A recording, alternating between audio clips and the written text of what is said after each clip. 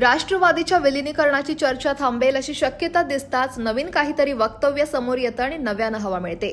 याच संदर्भात महायुतीच्या गोटातही खळबळ सुरू असल्याचं जाणवतंय, तर महाविकास आघाडीमधली धुसफूस सुद्धा पाहायला मिळते।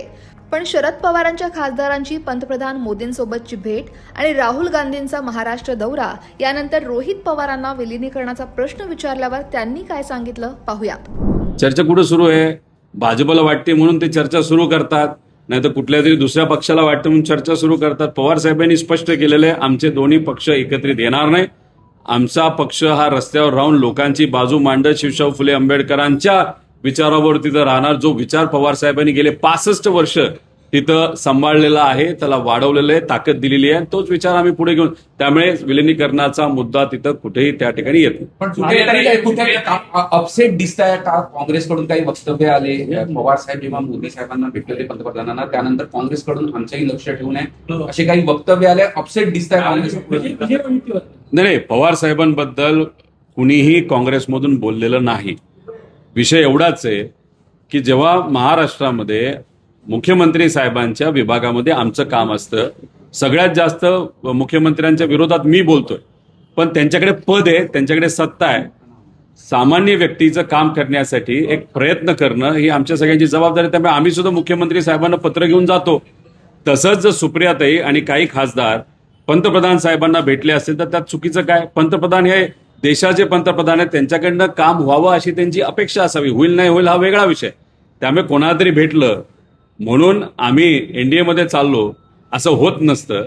राजकीय आणि सामाजिक दृष्टिकोनातून कधी कधी भेटीगाठी होत असतात, पण ते काय लपून होतात, कोपऱ्यात होतात, खोलीत होतात, बंद खोलीमध्ये होतात असं होत नसतं। ओपन जर बैठकी नाही तर भेटी होत असतील तर ते पूर्णपणे राजकीय सामाजिक दृष्टिकोनातून लोकांची अडचणी सुटतायत का या प्रयत्नातून होतात असं मला वाटतं। दादा, तुमचे काँग्रेस सोबत गेल्या काही दिवसात 4 जास्त जुळताना दिसते, याचं पुण्यातले होर्डिंग्स असो तुमचे की इतर?